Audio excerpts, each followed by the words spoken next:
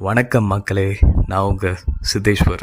இன்றைக்கு destiny of சோல்ஸ்லேருந்து twin souls அப்படின்ற ஒரு கான்செப்ட் பற்றி பார்க்கலாம். ரொம்ப இன்ட்ரெஸ்டிங்காக இருக்க போகுது. இந்த ட்வின் சோல்ஸ்னால் என்னென்னு கேட்டால், ஒரே ஆன்மா ஒரே நேரத்தில் 2 பிறப்புகளோ இல்லை 3 பிறப்புகளோ ஒரே நேரத்தில் எடுக்கிறது. இப்போ எக்ஸாம்பிள், நான் ஒரு பிறப்பு எடுக்கிறேன். என்னோடய ஒரு பகுதியான ஆன்மா இங்கே இந்தியாவில் இருக்குது, இன்னொரு பகுதி அமெரிக்காவில் பிறப்பெடுத்துருக்கலாம், இன்னொரு பகுதி கொஞ்சம் ரிஸ்க் எடுத்து லண்டனில் பிறப்பு எடுத்துக்கலான்னு வச்சுக்கோங்களேன். ஸோ இதே மாதிரி ஒரே ஆன்மா பல இடத்துல பிறவி எடுக்கிறதுக்கான சாத்தியக்கூறுகள் அதிகமாக இருக்குது. இதுதான் நிதர்சனம் அப்படின்னு நம்ம டாக்டர் ரிசர்ச்சில் கண்டுபிடிச்சிருக்காரு. ஒரு ஆன்மா அதோட ஆதியிலேருந்து, அதாவது அதோட முதல் பிறவியிலேருந்து இப்போ வரைக்கும் ஏதாவது ஒரு வாட்டியாச்சும் இந்த ரிஸ்க்கை கண்டிப்பாக எடுத்திருக்கோமா? இதையே ரிஸ்க்குன்னு நான் போக போக உங்களுக்கு சொல்கிறேன். நம்ம டாக்டர் என்ன சொல்கிறாருன்னா, ஒரு ஆன்மா பிளவுபடுவதில்லை, அதாவது சோல் டிவிஷன் இங்கே நடக்கிறதில்ல. அதுக்கு பதிலாக சோல் எக்ஸ்டென்ஷன், ஆன்மா விரிவடையுதே தவிர பிளவுபடலை. இங்கே ஏன் நான் விரிவடையுது அப்படின்னு சொல்கிறேன்னா, இப்போ ஒரு 2-3 பிறவி எடுக்கிறோன்னு வச்சுக்கோங்களேன்.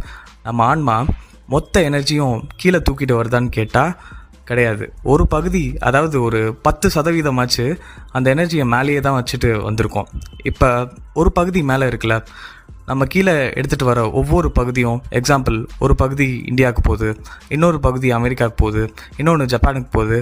அப்போ ஒவ்வொன்றத்தோட கேரக்டரும் மாறுபடுமான்னு கேட்டால் கிடையாது. காரணம், ஆதியிலேருந்து இப்போ வரைக்கும் அந்த ஆன்மா ஒரு விதமான ஷேப்பில் உருவாயிருக்கும். அதுக்குன்னு ஒரு சில குணாதிசயம் இருக்கும், அதுக்குன்னு ஒரு சில ஆன்ம வளர்ச்சின்றது இருக்கும்.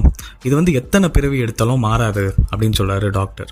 அப்போ இந்த ஆன்ம உலகத்தில் இருக்கிற அந்த ஒரு பகுதி எப்படி கலங்கமே இல்லாமல் அந்த தன்மையில் இருக்குதோ, அதே மாதிரி தான் இங்கே கீழே பிறப்பெடுக்கிற சக்தியும் இருக்குமா.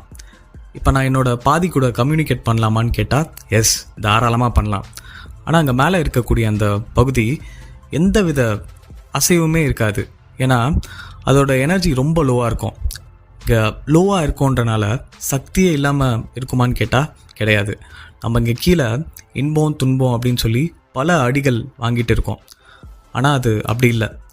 என்றுமே அன்பு மட்டுமே இருக்கக்கூடிய ஒரு கலங்கமற்ற இடத்துல இருக்குது. என்னதான் கொஞ்சம் பர்சன்ட் தான் அதுக்கு எனர்ஜி இருந்தாலும் அதோட சக்தின்றது ரொம்ப அபரிமிதமாக இருக்கும்.